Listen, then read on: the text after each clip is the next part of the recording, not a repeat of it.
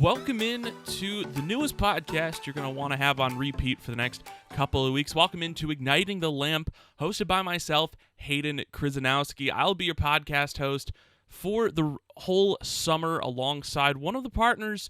Hasn't just settled in just yet, but he will be joining us. His name's Rodrigo.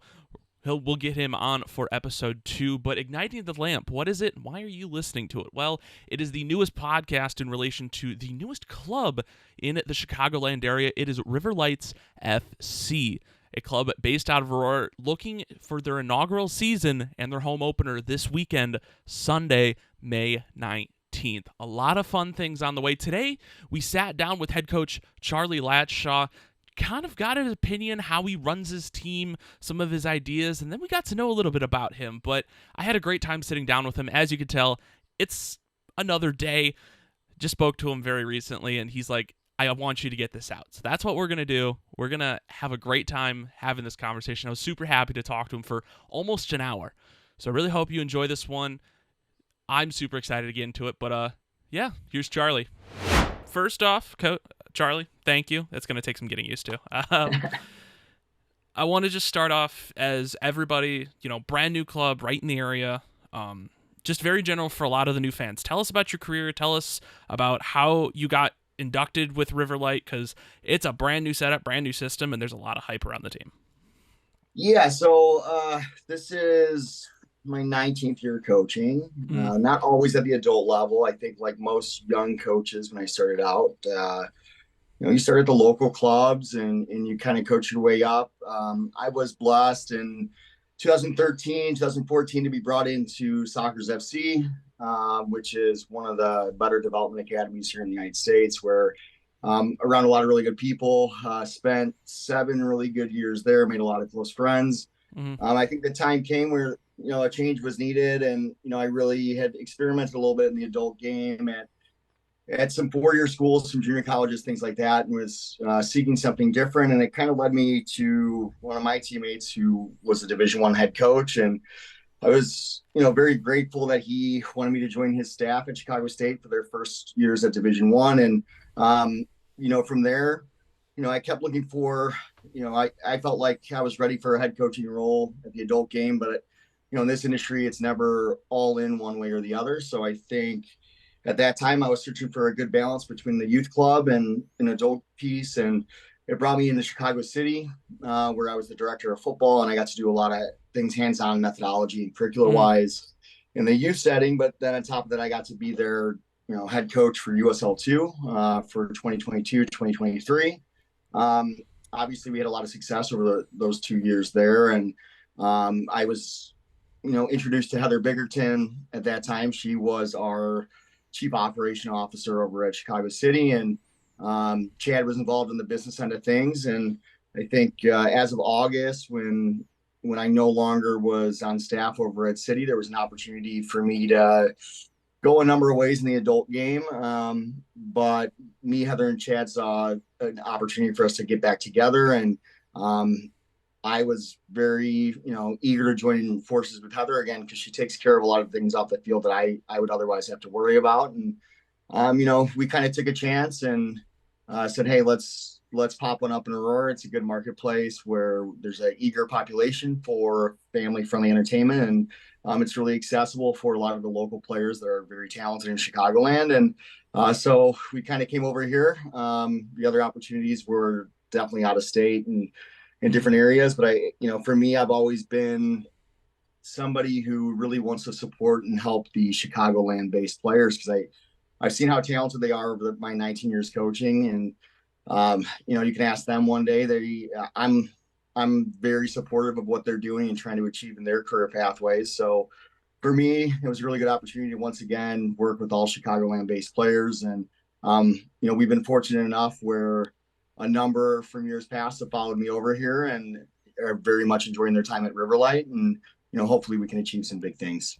I've noticed that there is just a lot of, players that you've coached before just travel over. It's like they really appreciate your coaching. Is that something you just like own up to? Like, hey, I brought these players up. Is that something you take a lot of pride in?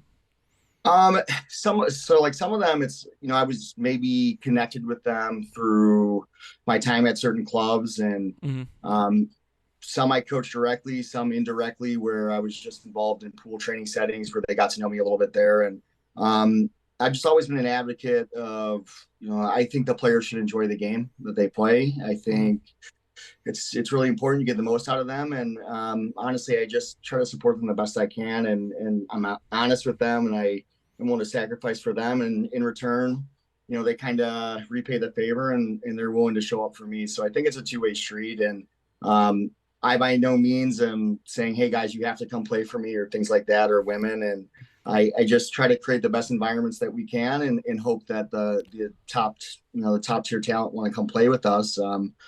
But yeah, we are blessed to have a lot of players that I've come across in the past, both on the men's and the women's side, and there's a lot of comfort level there on the field. But I think those are some questions you can ask the players when you get them on, where they could probably give you a better perspective of why they choose to come play for me. And they're all individual beings, so I try to treat them all not how I want to be treated, but how they want to be treated. And, I just try to be honest with them, because for me, I want to make sure it's a fun environment where they're getting to develop. And because that's what I want to do all summer. I want it to be pleasant. I don't want to go through it and have it be negative. So, they tend to like that. It's something different. The vibe is definitely different than what they're getting at school. And it's not necessarily better or worse. It's just different. And I think for them, it's what's needed at this time of year for them to really make sure that they love the game still.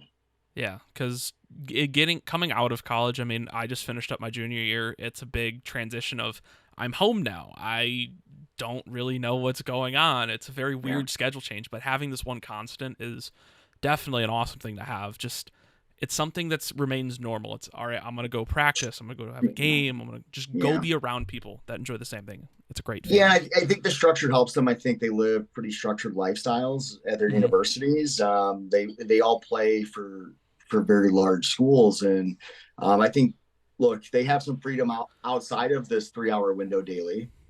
But I think that baseline of structure really helps them. And on top of that, I try to be flexible. We bring a lot of players, and they're all here for different reasons. And some live and die by this day in and day out. And then other ones are really transparent with me that, they'll be in 3 days a week. If I can play them in games, they're happy to. But if only being available 3 days a week is a barrier of entry to games, they're also okay with that. They just want to be around the group and get the quality coaching and the quality environment. And I think I try to make sure that we kind of use everybody. I don't want anybody to get injured. So for me, the more the merrier. I think each of the last 2 summers, we've used 45 players on each team, which is not the norm in this league. A lot of teams will live and die with 25 players, 30 players max. But for me, I think when you include everybody, there's a greater buy-in. And when there's 45 people that want to be there every day, it's just a lot better to be around, because you have your little pockets. And so I think the structure is important. So I think even for guys like you, right, you're home on the summer, make sure you have a meaningful project that's keeping you progressing towards your ultimate goals in life. Like, this has been such a different experience. You have, college soccer where it's okay, you have, 12 weeks of playing. So September to roughly the end of November. And then if you make it past playoffs, okay, cool, that's great. But this, you only get a short 6-week period to work with all these players. So how do you balance the need for short-term success versus long-term development with the players and the team culture within this program? So that's a really good question, Hayden. It's a little longer than 6 weeks. The women, we run May 4th through the end of June is the regular season. The men, the season is a little longer, but in reality, it's somewhere between 9 and 12 weeks. It is a short window, right? So the short-term success, I think, comes from the culture in these short sprint seasons. You have to bring in players that have some commonality and familiarity with each other. And that's why it's really valuable to have less turnover each year, where you want to bring back players and maybe have players that you've worked with in the past. But for me, it really is about the player development. I think if we get the culture right and we focus on trying to make sure that when they go back to school in the fall, that they're in a better place when we found them, whether that be they're happier, physically they're in a better condition, they're healthy, or they're a better player. I think when you do the culture and the development long term, the short term success will be there. Mm-hmm. We have enough talent where if the culture's right, they've come from similar backgrounds. So I think that the short term success naturally comes with the right people and the right culture and the right ideas of their ultimate goal of progressing in the college game, progressing to the pro game. It just leads to that short term success. And I talk a lot about, there's a lot of clubs in this league that house all their players. They do homestay programs. They bring in players from all around the world. We have a great advantage. Every one of our players either is born and raised in Chicagoland or goes to school in Chicagoland. And there's a certain amount of commonality there. We have similar experiences, similar backgrounds, maybe a similar education in the game. And that gives us maybe a 2-3 week head start on other programs because you already know names, you already know people's tendencies from the past. And then it's up to me to make sure I put them in positions where they can succeed. So if I know 5 or 6 players are really comfortable playing with each other because they grew up playing together, it's in our best interest for me to make sure that they're on the field together so that they can achieve success because they're already comfortable. So I like I said, I think the culture and the long-term development really leads to that short-term success. What was like the big selling point to bring in these athletes? Because yes, they may be local, they may have played with each other, but sometimes that always isn't the selling point. It's a very back and forth thing. Yeah, I would agree. That's not always the selling point because just because you know each other from the past doesn't mean you want to play with each other in the present. The selling point is, look, we pride ourselves on having the best environment at the level within the region. So we want to make sure that we have the resources the players need, whether that be through our partnership with a place like Invictus or always making sure that we have an athletic trainer. We try to mirror whatever they have at school the best that we can within our abilities. So environmentally off the field, we try to do that for them. And then on the field, environmentally, we try to run sessions and have a training cycle that's, more competitive and just, better for them and their personal development than the other programs. And, when you get those two things right, when they know they're going to be healthy and taken care of, and then they know on the field, they're not going to be wasting their time. Look, it's just about personality wise, does it work for them? Is this the kind of commitment that they want to make for their summer? And look, there's always players that don't come in that we make offers to, that we want to be part of the program. They may have different sets of needs, and we understand that. We've lost players to other local Chicagoland teams because those players know they need to be guaranteed 90 minutes every single week on the field where they're going to get game minutes because maybe they're coming from collegiate environments where they just redshirted or they didn't get many opportunities on the field, and they know that that's what they need. We always try to be understanding about that. But I think the real selling point is just, the players enjoy being around the staff. They like the environment and they know that we're really in it for them. It's not about me and the 6 or 7 other coaches on the field. It's about the 120 players that we get to service across the 2 genders. And look, I think as humans, people really appreciate that when it's not about my ego or my assistant coach's egos or even about, anything other than just what's going on with the player. And look, I think at home, I make a lot of sacrifices. My partner, look, this time of year, I'm on the phone a lot. I try to make sure I touch base with as many players as I can on a daily basis. And look, they appreciate that because a lot of other coaches, they're not like that. They don't try to maintain relationships. And I do think that individual man management, individual player management is probably my strength. And, the hope is every year we have success, but it's a different journey with every player. So again, we're coming back to the short window. We're coming back to just team culture. How do you foster a positive one, especially with players coming from all different backgrounds? You have players coming from Notre Dame, Wisconsin, DePaul. I'm trying to think of a couple of the other schools. I think Southern Illinois, Carbondale. You have players coming from everywhere.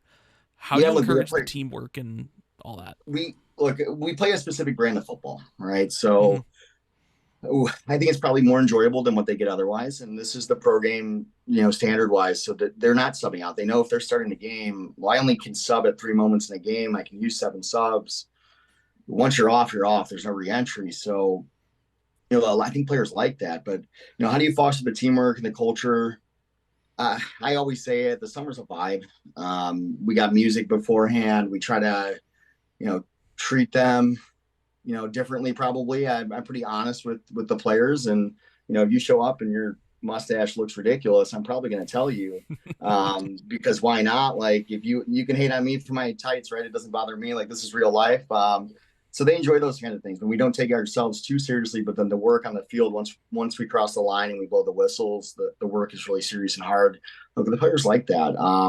But the teamwork, it comes naturally. Like, I'm not an overly abrasive person. I'm not a yeller or screamer. I'm more of a look. I'm here to work with the players and figure out what the solutions are. I'm not here to tell them what they have to do or how they have to play. Mm-hmm. I want to try to figure out what their attributes are, what do they enjoy doing within the game, and then how can we make that conducively fit together. And for me, the teamwork just naturally comes. I think when they all enjoy being in an environment in general, it's a really positive thing. And for me, I try to make sure that I am aware if they have other things going on, and I try to be flexible. And I think they ask me if I'm okay sometimes, and we have real conversations. And when you humanize yourself and they humanize themselves to each other, like, the culture just kind of gels. And on top of that, look, we have a lot of different personalities in the coaching staff, so that everybody has somebody they can go to. And then we try to make sure that we're not isolating players, so we're not segregating them. We have a pool training environment. We today on the men's side, I think we had 37 players in, and it's not, well, these are my 18 players that are going to play every game. They're going to be over here doing this, and the rest of you are going to be over here doing this. No, we're training them all the same. And I think as players, they all want to play a fun brand of football. They don't want to sit back and defend and chase the ball for 90 minutes. They want to have the ball and play on the front foot and express themselves as people when they play the game. And I encourage that. I want them to be themselves. And I just think for them, it's something different. And when they're happy and their friend is happy, then everybody's happy. And, it just turns into a good team culture and a good team environment. That is a lot of what I've been seeing, especially with just the practices. I've been to a handful already, and it's just everybody's smiling, everybody's having a good time. But as soon as you're relaying instructions, dead serious. It is, to me, one of the funniest things. It's like it's a switch in your head. I don't know how you do it. It's so crazy to me. These are they're very driven and very focused athletes. But we're all people, right? If everything is so serious all the time, it's not really fun anymore, and you lose the joy. And for me, we always talk about in the environments, this is a player-driven environment. You're only going to get out of this what you put into it. And we've been really blessed with good leadership within the programs where there's players, they may not always be the best player, but they're fighters and they're grinders, and they want to make sure the tempo's high and they push it. And me as a staff, a lot of us have been together for a while, and we understand the balance, and they push the guys and the girls, or the women, excuse me, when the training starts. But at the end of the day, what's the point of being here if we're not having a good time before and after a little bit? We celebrate every little victory. I know every 3 points we get, there's a little party in the locker room. We get some lights and some music, and try to have a good time with it, because it is only a short moment in life, so we may as well enjoy it together. I mean, you could tell the vibes are high, especially with Riverlight just kind of going up and continuing to go up. But a little bit more of a tame question here. To which coach, just internationally, nationally, whatever you want to do you compare yourself to the most? How so? Tactically, personality-wise? What are you thinking? Hayden, I think this is a really good question. It's a little bit tricky for me, because I believe that we're all very unique individuals, right? And I think you can ask almost any coach. We're not reinventing the wheel. We're taking bits and pieces from here and here and here and here, and putting them in with our personality and making it work for ourselves. So for me, I don't know that I can compare myself to another coach, but I think I can tell you where some of my influences come from on the field. I really enjoy, Dutch total football, the Spanish integrated, method. I can go back as far as the 60s and 70s with places like Bulgaria, the old Eastern Bloc, playing wonderful football and progressive football where there's freedom for the players. And right now, and I think I probably watched 200 Bundesliga games in Germany because I'm enjoying what's going on Wow. with the way that they're playing the possession based Hmm. play and attacking football, and there's a lot of freedom. And then, even internationally, when we watch what's going on in South America at the moment with positionless football playing in bunches and trying to change the game from a hyper structured positional game to relying heavier on creative assets and decision making and things like that. I think there's value there. So those are things that I draw from because for me as a player, I never wanted to be a robot. I want to go play the game. And Yeah. I always enjoyed indoor soccer, five-a-side, because there's more freedom. It's not a specific role. We're trying to make it work as a collective unit. And as long as the players have that intellectual ability to solve problems and they have Hmm. the ability to perceive on the field and take in information and communicate with each other, you'll find that they enjoy it and they will solve those problems. Now it's my job to assist them in that and give them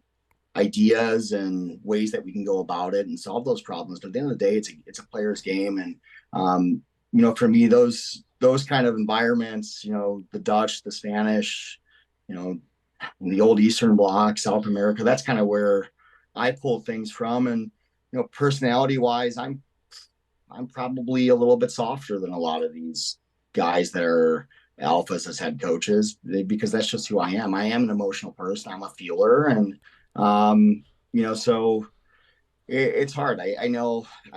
We watch documentary about the Bulls. And you learn a lot about Phil Hmm. Jackson. He's never talking about basketball. He's talking about life, and for me, I think that's really important as well because for most of us, we're going to have to do something else besides play the game for a living, and um, becoming a good human being is pretty important. And so for me, I don't know that I can compare myself to anybody, but I think I do pull ideas from a lot of places. And look, honestly, a lot of it has to do with the network. Like there's hundreds of really high end coaches here in Chicagoland, and Hmm. watch the game, talk about the game, read about the game. For me, this is not just a hobby or a job. This is both of those things for me. It's kind of obsessive. You can ask Jenna when you eventually meet her, and she'll probably tell you it's kind of annoying. Like, I'll watch more soccer games and talk about soccer, and come home and talk about the players because, for me, it's brought me so much joy, and I have to learn to shut it off. But I think it also makes me better at doing what I do. I think I have met Jenna once or twice, and she was just going on and on. It's like Charlie does not stop talking about it. I'm like, I wish I had someone that I could do that with. But one final question before we get into a little bit of a fun segment. How do you stay updated with a lot of the latest trends and advancements in the sport and incorporating them into your methodology? Yeah, and look, I think for me, my playing style is a methodology. There's a whole way about we go about our business, and um, everything we do at training ties into that. It is reality based, and I'm not going to waste time doing things that aren't practical towards what we're trying to do in the field. So, but for me, like I spoke on the last question, it's watching the game, reading about the game, talking with other people about the game, sharing ideas, and I have a broad network within the game and really high end coaches and people that have been around the game a long time. And I'm not afraid to go watch sessions and observe and talk to them about their ideas because look, the game is cyclical. It's always changing. There's no right way or wrong way to play the game. It's about gathering new ideas. And so I'm a big proponent of that, of just Mm-hmm. networking and sharing that. And then on top of that, of course, continuing education is really important in this field. We should always be trying to advance ourselves down our pathway towards our ultimate goal. And some of that is licensing and some of that is formal education. But I think, I'm blessed to be surrounded by people that want to talk about the game with me. And I think it's just a constant state of trying to learn as much as you can. I think every year that goes on, I always look back and 5 year stretches and I'm like, oh man, I didn't know anything 10 years ago. I didn't know anything 5 years ago. But it's constant growth. And I think the important thing for me is never putting myself in a silo where this is a dictatorship. I don't ever want that. Everything's always a democracy. I want to have the conversations. And I try to tell the other coaches all the time, if you disagree with me, this is the world of sport. Disagree with me and tell me, and let's have a conversation because maybe at the end of the day, after a conversation, maybe you are right. Maybe I do think you're right. Maybe that's how we're going to implement things. So it's just a constant thing. And I think, look, it even goes even internally within the Heartland, right? I'm very close with Coach Troy, who coaches Des Moines Menace. I think Mm-hmm. there hasn't been a week that goes by that we don't just talk about the environmental things and how we're running our programs. And I think that's healthy. I don't think this is the kind of thing where it's me against every other coach in the world. That's crazy to me. It takes an army to create an elite level coach, and it takes, a network and good friends and good people. And, I've been blessed with a lot of those. It has been really just such a surreal experience watching you be able to coach. Everybody's just pitching in different ideas. You're really comprehending everything. There's a lot of coaching staffs that I've seen, especially at the collegiate level, where it's just head coach runs it, and you'll occasionally see the assistant run out and be like, "Hey, go do this," and head coach is like, "Go sit down." I'm like, "No, that's not how this should work. It's a collective group." I totally agree. I agree. And look, I think in soccer, that's the beautiful thing. We call the head coaches managers at the professional level because, look, I may build the sessions, the ideas, the structure of the training cycle, the structure of a week, but I have really rely on the coaches that I bring in as assistants to go teach and teach these concepts and these ideas, but you can do it in your own way within this environment. I want them to have their own personalities, and I lean on them a lot because there's a balance there. I think some are much more rigid in structure, and there's a lot of value there. There's a great balance for me as a human and as leading a program to have that. And, I think it's just an honor to bring in some of these people with me because they have different backgrounds, different experiences, life, soccer, whatever. And there's all value there. So it would be silly to me to not incorporate that. They have so much to offer. And so what you'll see a lot of times at a training session, there might be days where I'm really leading and I'm really teaching, but there's some days where I planned the session, I laid it out, and then my assistants are really running the show here. They're teaching, they're coaching, they're reinforcing our principles and our values and our style of play and things that matter to us when the ball's on the field. And I'm just honored that they do such a good job and they participate so heavily. But I think collaboration in life is really important. I don't know everything, and on top of that, I'm not great at everything. So I need them to be themselves and do those things, or else we don't have an elite environment. And I think me as an assistant coach, I never wanted to be the guy that has to go sit on the bench and just fill up water bottles. I think that's not fun to just pick up cones. We should embrace that people that want to teach, and I think there's value there, and they're teachers at the end of the day. So it would be silly not to let them teach. Well, Coach, I appreciate you for answering some of those questions. I have a couple fun ones. These are kind of like rapid fire questions. It's called Floating Down the Fox. We're just going to kind of hang out, relax, have a little bit of fun here. Good. I'll stop rambling for you. It's what I do when you get me talking here. I can't help myself. So everybody has their favorite club you support. I wear mine on my sleeve. Unfortunately, it's Manchester United. Absolutely love them to death. But do you have one specific club that you just kind of favor over the others? Oh, yeah. And look, this is going to make no sense because if you know the kind of football that I preach and that we try to play, it does not align in any way, shape, or form. I am a Queen's Park Rangers fan. I love the English League Championship. It is one of the most wildly entertaining leagues in the world. You get a very lengthy season out of it, and there's a lot of chaos that's involved in it. These are not the mega rich clubs. Some have a lot of money, but Queen's Park Rangers, look, I think they play in one of the most unique venues in English, the higher levels of soccer. Loftus Road is not massive. Every seat is very close to the pitch. And, I think I used to support a lot of different groups. I watch a lot of different football, and I love what's going on with Gavi Ball over there in Germany, and it's beautiful football. And obviously circa 2010 Barcelona was some of the funnest football to watch.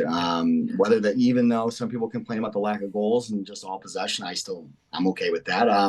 But for me, like the chaos of the English League Championship is just great entertainment. And Queen's Park Rangers, they have some players that I just really love. And anybody that loves street football, like Delta Rapp to his prime when he can run with the ball and do different things. Maybe one of the most entertaining footballers I've ever seen. Maybe not the most effective, but there's just something about the joy that players like that bring to the game. And I think that really pushed me over the top maybe 11, 12 years ago to really support that team. And kind of once you pick a color, it's hard to change. You've watched so much of their games, and I'm afraid every year after Christmas we're going to get relegated. But look, me, Heather, and Chad all support English League Championship teams, which is probably unique. and we all managed to stay in the division. Now you'll have to ask Chad when you talk to him why he chooses to support the club he does. I don't understand it, but so that's one. And then in the U.S., I really support just progressive football. And I'm a pretty firm believer in promotion relegation. Now, from a business standpoint, I don't know if that's feasible to implement, and I'd love to see it. And maybe I would then jump on board with an American team. But, my team here is River Light, of course, and I'll support us because the project we have going on. But yeah, Queens Park Rangers, look, there's a lot of United fans out there, so I can't really hate. That's a product of winning a lot during your childhood that you probably latched onto that team. I don't know. I always find it more fun to root for the underdogs. That's who I am as a person, I think. But you pick a team, and you could pick worse stadiums. At least you got a good venue, and the Theater of Dreams is not a bad place to support a game. No. This is kind of blow your mind. The reason I fell in love with United, it was a United versus Arsenal match in like 2013 or 2014. I don't remember specifically when. I'm about that. So it was post Fergie. I didn't even get to experience that, unfortunately. I didn't. That's unfortunate. I grew up in the generation where like a guy like Ryan Giggs was playing for United, and he was. People don't understand how wildly athletic this guy was. Guy, unbelievable talent, and it's amazing how he made a change in his career. But post Fergie days, you never got to witness the championships. Nope. The earliest memory I have is Juan Mata with a bicycle kick against Liverpool. That was just ingrained in my head, and since then it's been. A mountain to climb where we get halfway there and we have to restart all over. But QPR, really fun club. I remember them with Charlie Austin being one of the leading goal scorers. 14-15. He was such a just electric player. Anytime you get a guy that can score 20 plus goals in a league season like that, it's really impressive. And look, it's a unique club for sure. And I think, look, like everybody, I'm willing to watch the Premier League, right? There's certain teams that I like to watch more than others. It's, for me, I probably was never the most athletic player, and I think it's a league that you have really powerful athletes, and sometimes in the second half it turns into five-a-side on each half, and it makes for a really entertaining brand of the game. My preference probably as a coach is, the more tactical leagues. I like what's going on in Italy right now and the rejuvenation of the Serie A, where a lot more money is being pumped in the league and they're bringing a lot more talent back in. And, it kind of, like I said before, the game goes in circles. And, when I was growing up in the 90s, the Italian league was, the best league in the world by far. Yeah. And, so you see it go in circles, but the tactical leagues like the Bundesliga and the Rivedens, I really enjoy. Like I said, it's a real problem. I watch a lot of soccer. Yeah, If I'm not doing anything, there's usually a game on at some point. Doesn't matter what league at this point. I think I've even expanded to the Japanese league. That's how far we're reaching here. You want to talk about some wild kids? The Japanese league the J League knows about the Jersey game. Very much so. I'm about that. But look, I think it's amazing that we live in a time where literally you can turn on a game anytime you want, because it wasn't always this way. And I think it's good for American soccer. If you want to pick another league, I'm fine with you staying with United. But if you want to throw another league out there at me, I'll identify a cool team for you if you want. I always have soft spots for different teams. I always like soft spots like across the top 5. Like in France, for me, it's Lyon. Germany, good. I like Wolfsburg for whatever reason. I think just the badge looks unique. Italy, it's AC Milan, and then Spain, I think it's Valencia, if I remember correctly. Hey, you know what? Those are pretty solid picks. I'm not gonna lie. I watched a lot of AC Milan this year because they brought in Americans. I'm one of those people that will, I'm gonna watch the American players play, because I think, like most American fans, my real team here locally is the U.S. men's national team, U.S. women's national team. And I think that's just a product of the sporting culture we grew up in. But the nice thing is now there's American players across the globe where you can turn on a game and, teams have multiple American players. Like, my sibling was telling me he watched a lot of Fulham this year because you have multiple American players that get to play 90 minutes every single week. And Craven's Cottage is a cool little stadium. So I can't hate on that. Like, I watched a lot of Fulham, and it's amazing the things that they've done with a little budget as well. So those are good teams. So Valencia, that's a solid choice. Yeah. I just kind of like bouncing, just saying, hey, what sticks? And That one stuck for a while, but we've mentioned a boatload of players at this point. Giggs, Tarapt, which that's a throwback name for me. Is there one specific player that you've always enjoyed watching or coaching? Who was it to you? Oh man, so coaching's a really good question. I really enjoy. I like so many different players at coaching, personality wise, Mm-hmm. playing style wise, and I think there's a number of them in our squad at the moment that I've just, I've been. It brings me so much joy to get to coach them, and I think, but for me, it's all the players. They all matter. They're all unique. There's some some of my favorite players to coach are. I coached a long time in this 9 through 12 age range, and Mm-hmm. you get brutal honesty and unfiltered anything from them, and you always come home with stories. So I always enjoyed that time. That's my dog. Um, but players that I really enjoyed always watching, like I was always a Claudio Reyna fan as a kid. I Yeah. think he was a very talented player as a central midfield player. Obviously, Ryan Giggs was wild. I grew up in an era where like Diego Maradona was a god. This Mm-hmm. guy was unbelievable. I got a lot of respect for players like Andres Iniesta, Xavi over at Barcelona. I think there was other players in those teams that kind of took some of the glory and the fame, but the real engines there are those guys. They're the ones that are really doing the work and pulling the triggers and making things happen there. And it's impossible for me to pick a player. There's so many quality ones. I know I talk all the time about Latshaw because the streets don't forget. No. We know the talent he was, and I have so much respect for him. Disappearing for 4 years and all of a sudden reemerging as like a hard hitting number 6 because it's so different than what he was, Mm-hmm. and it's unique. But there's a lot of quality players that have been blessed to have gotten to be around here in the States locally that have come out of Chicago that play in the professional game. And the one thing I can say is they're all really good people. The ones that make it are good humans. They have great work ethics. And I can't say any names because I don't want anybody to be mad for me picking any sides here. Mm-hmm. Favoritism. I get it. Have you visited any stadiums across the world? If multiple, which one has been your favorite? Oh man, are we just talking soccer? Or are we talking all sports here? Because We can talk all sports. We can talk specific soccer. It's kind of up to you. so like I also I also love other sports, right? I like Of the course. sporting culture in general. The greatest stadium in the world is Wrigley Field. I'm not saying it's the most conducive. It's not the best food. It's not the easiest to navigate. But I do like the charm of the old stadiums in Mm-hmm. baseball, and even some of the new ones that they built that have seem like they're old are great. Like Camden Yards is wonderful. I have a bucket list of certain baseball stadiums I'd like to go to here in the U.S. I haven't been to many of the MLS stadiums, to be 100% honest. I think I've had unique sports environments I've been to. Mm-hmm. I am a Bears fan, and I think we have a terrible stadium.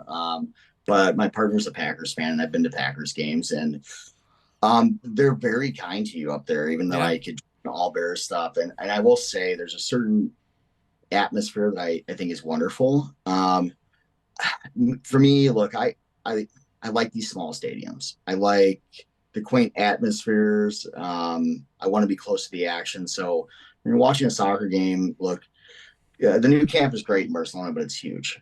Mm-hmm. And when you're so far away from the pitch, it's tricky. So I would prefer a Loftus Road over a Camp Nou. Mm-hmm. I I would love to go to Azteca in Mexico City. I just want to see the cauldron and how big it is and how smoggy it is and difficult to breathe. I think that's on the bucket list. But locally we have some cool venues. I love minor league baseball stadiums. They're cool. But look, the greatest stadium of all is Wrigley Field, and I got no shame about that. I don't care that I would love to play a soccer game there. I know it's not big enough to play a 110 by 70. It might be now. I think the Red Stars are playing a game there. Mm-hmm. I would love that. Because for me personally, even if it's a little smaller, I'm okay with it. I would prefer to play on the smallest surface possible, probably. And but for me, being a North Sider my whole life, it's Wrigley Field. Soccer people will tell me that's ridiculous. That I think that's the greatest stadium in sport, but I love the place. Nothing ridiculous about him. Glad we have another fellow North Sider in here. Makes me feel a little more comfortable. I haven't been to Wrigley Field in over a decade, so it's my memories needs to be rejogged. But Yeah. It's different now. Let me tell you, it's different than it was. It's still charming. You'll still enjoy it. Come on, you gotta talk to my assistant Raul. He works for the Cubs as well. Maybe he can sort you out. I'll have to get in contact. We'll see how far we get with the season. But only a couple more questions. Everybody in sports has one of these. Pre-game superstition. What do we have? I don't even know if it's a superstition. It's just a routine. So, inwardly anxious person, most likely, according to everybody around me, and that's fine. It's not most likely. It's definitely. I'm very particular about the way I prep the uniforms. Really? I think, look, we have a great GM here. Heather's amazing. She Yeah. would gladly take care of the jerseys for me, but I just need to do it. I need to prep that. I need to make sure that happens. And then, pregame routine, we like to go for a little walk, make sure I get maybe a little nap and a little zen time, and, try to clear my mind a little bit. I guess my pregame routine and superstition, I guess, is me being a little bit crabby when I wake up, probably, to be honest. But no, it's the normal. That's probably the uniforms things. And then when I get to the field, it's all good. Then it's kind of all different from there. I'm not very superstitious. I don't think it plays into things. But I am a person of routine on game day. So it's definitely the way that I lay out jerseys and make sure we're sorted and triple check and do it myself. And it's a couple hours of peace and quiet to clear my mind to make sure that we're heading things on the right page. I'm excited to see some more of this. Heather was mentioning the jersey thing earlier. I'm like, what are you talking about? It is one of the more unique things I've heard. It's real. I prefer to do the team's laundry myself and make sure that it makes me feel better to have it. Heather will laugh because I bring all the jerseys to games because I can never guarantee. I don't care what any team says that this is what they're going to wear. I can never believe it. I always have to have a backup plan. And then I usually hit up a little bit of the grocery store. I got to make sure I get my game day snacks for the guys and the women. And I guess that's a routine because I end up falling into the same mold over and over and over and over. And I guess as long as they get eaten, I'm doing something right. I've heard the pregame snacks are pickles and Twizzlers. Is that true? Oh, it runs a little deeper than that. Okay, I'm curious. So the pickles things goes back to a player that's been with us 2022, 2023. Okay. He'll be in and out a little bit this year when it works in his schedule. Juan Gutierrez at UIC. He's one that suffers from cramps, and his preferred method to replenish his body with the sodium he needs is pickle juice. And so by default, somebody's got to eat the pickles, right? And there's always guys. Now I've learned over the time that the players will stick their hands in the pickle jar and get a pickle. And then now that I don't want anybody drinking that pickle juice. So I make sure that there's a utensil to make sure that they get the pickles out. But it does run deeper. I always do the bananas and the oranges. And then we always have simple sugars. The Twizzlers, they are a big fan. I don't know if the staff likes it more or the players, but I always got fruit snacks, Rice Krispie treats, Nutri-Game bars, and then we have, I try to make sure there's something for everybody, and I accommodate special requests.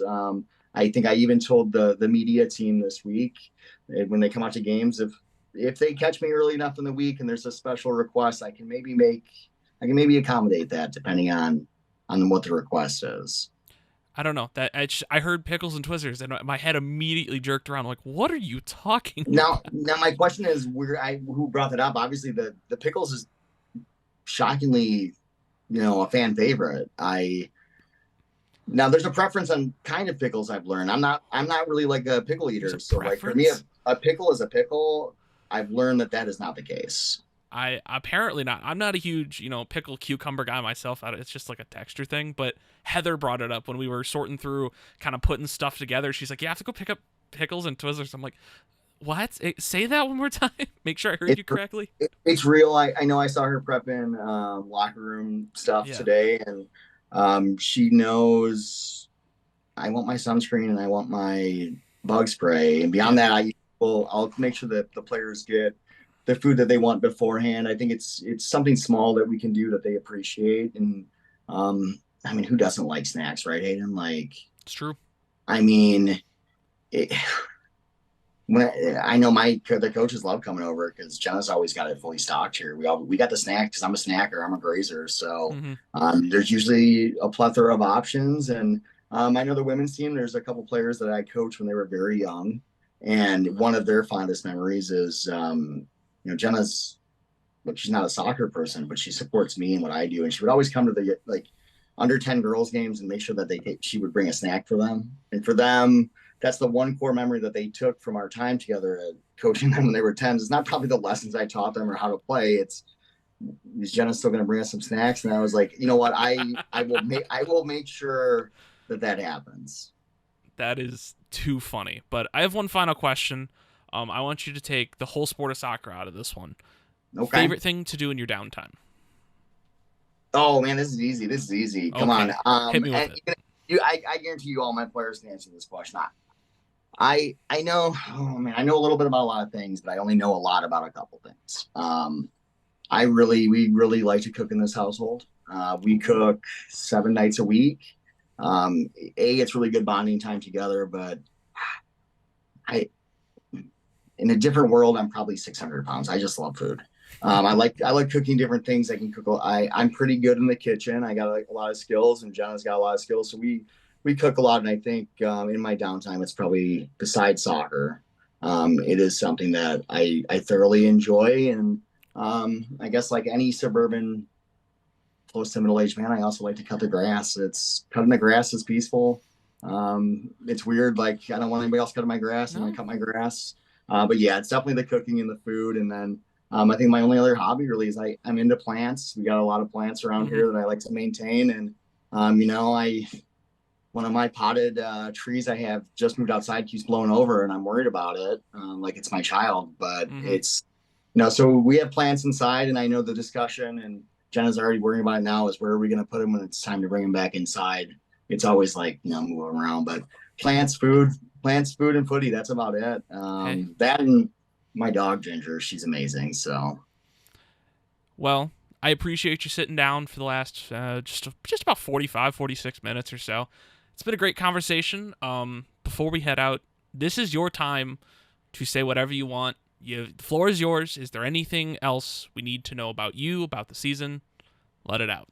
Yeah, look, I want it known we have a really good group of players and really good group of people here, diverse backgrounds, and at the end of the day, they're just really good humans. And I think, we as a club and a community should really support them and get behind them because they are talented. And the goal is to do some big things here and have a lot of success. But, they're all such good individuals that, it's something that people can get behind. And I think it's important that they feel loved and supported by the community because they want to be in this community and they want to play for this community.